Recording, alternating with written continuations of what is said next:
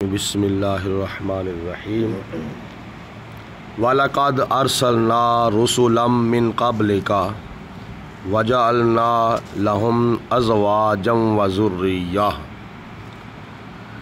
कुरान पाक के 13वें सिपारे में अल्लाह पाक ने इरशाद फरमाया, और बेशक हमने भेजे कई रसूल ए मेरे प्यारे रसूल अलैहिस्सलाम आपसे पहले, और उन रसूलों के लिए हमने बीवियां भी बनाई और उनके लिए हमने औलाद भी बनाई।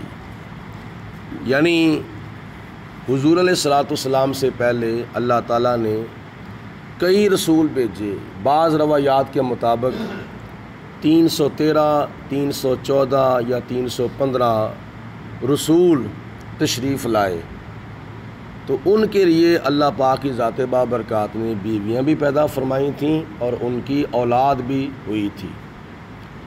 नबी करीम अलैहिस्सलाम दुनिया में तशरीफ़ लाए और एक वक्त ऐसा आया कि हुज़ूर अलैहिस्सलाम ज़ारी तौर पर दुनिया से पर्दा फरमा गए। कुल्लु नफ्सिन ज़ाइक़तुल मौत, हर जानदार ने मौत का ज़ायक़ा चखना है, और ये मौत का जो कानून है ये नबी पाक अलैहिस्सलाम पर भी पूरा हुआ। लेकिन हमारी मौत और नबी पाक अलैहिस्सलाम के ऊपर मौत का कानून पूरा होने में बेशुमार फ़र्क है। उनमें से एक ये भी है कि जब हम फौत होते हैं तो नबी पाक अलैहिस्सलाम ने इरशाद फरमाया कि उसके बाद वो बंदा पैदा कहीं होता है, मरता कहीं है, और उसको दफन कहीं किया जाता है, जनाजा उसका कहीं पढ़ा जाता है। शरीयत के अंदर नबी के लिए उसूल ये है कि अल्लाह के नबी का जिस जगह पर विसाल हो उसी जगह पर उसको गुस्ल दिया जाता है, उसी जगह पर उसको कफन दिया जाता है, और उसी जगह पर उसको दफन किया जाता है। नंबर 2, जब हम में से कोई फौत हो जाए उसका जनाजा होता है। 1,00,000 कई हज़ार नबियों में से किसी नबी का और 313 रसूलों में से किसी रसूल का जनाजा नहीं हुआ। वजह यह है कि जनाजा होता है मरने वाले के गुनाह बख्शवाने के लिए। तो अल्लाह ताला के नबी और अल्लाह के रसूल तो मासूम होते हैं, गुनाहों से पाक होते हैं, इसलिए किसी रसूल का किसी नबी का जनाजा नहीं हुआ। बात यह है कि नबी करीम अलैहिस्सलाम की हदीस पाक में आता है, सोमवार वाले दिन हुज़ूर अलैहिस्सलाम की विलादत हुई और सोमवार वाले दिन ही नबी पाक अलैहिस्सलाम का विसाल हुआ। अब उस दिन को हम क्या कहेंगे शरीयत की रोशनी में? हदीस पाक में इसकी वजाहत और एक मिसाल बयान की गई है। नबी पाक अलैहिस्सलाम ने जुमे की फजीलतों में से एक फजीलत बयान फरमाई है।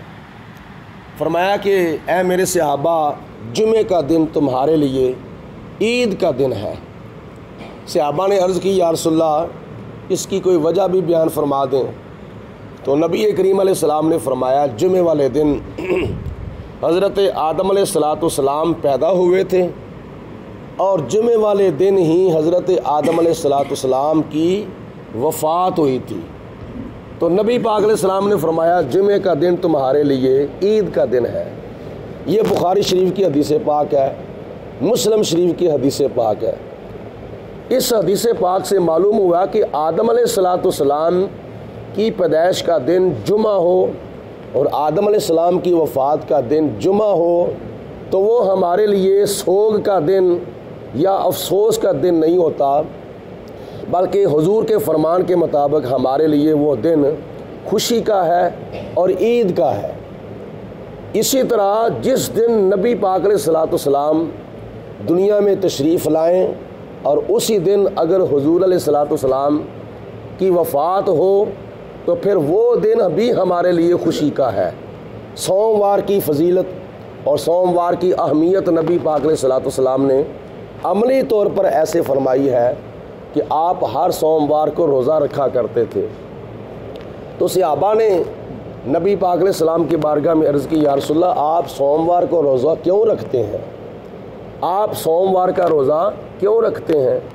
तो हुज़ूर अलैहिस्सलाम ने फरमाया, फ़ीही यौमा वलिदतो, इस दिन मैं पैदा हुआ था, इस दिन मेरी विलादत हुई थी, तो मैं अपनी विलादत की खुशी में रोज़ा रखता हूँ।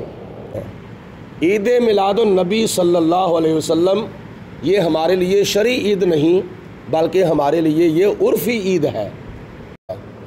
तो सोमवार वाले दिन हुज़ूर अलैहिस्सलाम का रोज़ा रख कर और शाम को अफ्तार करना भी इस बात की दलील है कि नबी पाक अलैहिस्सलाम को खुशी थी और ख़ुशी की वजह से आपने रोज़ा रखा है।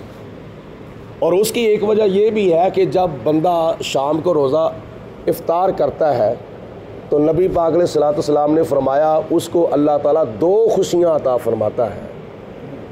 जब बंदा रोज़ा रखे और रोज़ा रख कर जब गुरूब आफ्ताब हो तो उसके बाद खुदा उसको दो खुशियाँ अता फरमाता है। एक खुशी उसको इफ्तार के वक्त मिलती है और दूसरी खुशी अल्लाह ताला उसको क़यामत के दिन अपनी मुलाकात के वक्त अता फरमाएगा। यानी इफ्तार करना भी खुशी है। ईद उल फितर को ईद उल फितर इसलिए कहते हैं ना कि ये खुशी है, तो इफ्तार भी खुशी है। तो सोमवार को नबी पाक अलैहिस्सलाम रोज़ा रखते थे और जब रोज़ा इफ्तार होता था तो उस वक़्त खुशी मिलती थी। तो आज भी अगर हम सोमवार को रोज़ा रखें तो इफ्तार के वक्त रोज़ादार को खुशी मिलती है। तो ये किसकी वजह से है? ये नबी पाक अलैहिस्सलाम की विलादत की वजह से है। हुज़ूर अलैहिस्सलाम के सोमवार को पैदा होने की वजह से है। तो इसलिए ये अफसोस का दिन नहीं, ये सोग का दिन नहीं। तीसरी बात ये मैं अर्ज़ करता हूँ कि नबी पाक अलैहिस्सलाम ने इरशाद फरमाया कि जब कोई बंदा फोत हो जाए उसका सोग जो है वो 1 दिन, 2 दिन, 3 दिन तक होगा। चौथे दिन सोग नहीं होगा, चौथे दिन अफसोस नहीं होगा, चौथे दिन ताज़ियत नहीं होगी। और जब किसी बीवी का खामद फोत हो जाए तो मुस्लिम शरीफ के हदीस पाक में आता है, हुज़ूर अलैहिस्सलाम फरमाते हैं कि बीवी अपने खामद का 4 महीने 10 दिन सोग करेगी और 4 महीने 10 दिन जब गुजर जाएंगे उसके बाद वो भी अपने खामद का सोग नहीं मनाएगी और किसी साल नहीं मनाएगी, ना पहले साल, ना दूसरे साल, ना तीसरे साल, ना चौथे साल। इसी तरह जब बंदा फोत हो जाए कोई रिश्तेदार, उसका 3 दिन तक सोग होगा, साल के बाद सोग नहीं होगा, ना दूसरे साल, ना तीसरे साल, ना चौथे साल, ना 5वें साल। आम बंदा फोत हो जाए तो उसका सोग 3 दिन है। खामद फोत हो जाए तो बीवी के लिए 4 महीने 10 दिन तक सोग है। उसके बाद पूरी ज़िंदगी में जीने वालों के लिए, ज़िंदा रहने वालों के लिए कभी कोई सोग मनाने की इजाज़त है ही नहीं, शरीयत के अंदर गुंजाइश ही नहीं है। लेकिन हुज़ूर अलैहिस्सलाम को दुनिया से पर्दा किए हुए क्या 3 दिन गुजरे हैं या चंद दिन गुजरे हैं? हुज़ूर अलैहिस्सलाम को आज दुनिया से पर्दा किए हुए 1400 साल से ज़्यादा अरसा बीत चुका है। यानी 1500 साल में से 63 साल निकाल दिए जाएं तो बाकी 1400 साल से ज़्यादा अरसा नबी पाक अलैहिस्सलाम को विसाल फरमाए गुज़र चुका है। तो फिर नबी पाक अलैहिस्सलाम का सोग कैसे मनाया जा सकता है? हुज़ूर अलैहिस्सलाम की वफ़ात का अफसोस कैसे किया जा सकता है? अल्लाह पाक की ज़ात बाबरकात ने हमें खुशी का हुक्म दिया है कि 3 दिन के बाद सोग नहीं जायज़, 4 महीने 10 दिन के बाद सोग जायज़ नहीं। तो अल्लाह के नबी के लिए 1400 साल के बाद सोग कैसे जायज़ हो सकता है, अफसोस कैसे जायज़ हो सकता है? इसलिए नबी पाक अलैहिस्सलाम की विलादत का जब दिन आ जाए तो उस दिन सोग नहीं होगा बल्कि उस दिन अल्लाह के फजल करम से खुशी की जाएगी, ईद मनाई जाएगी। तो ये अल्लाह के कुरान का फ़ैसला है, नबी पाक अलैहिस्सलाम की हदीस पाक का फ़ैसला है।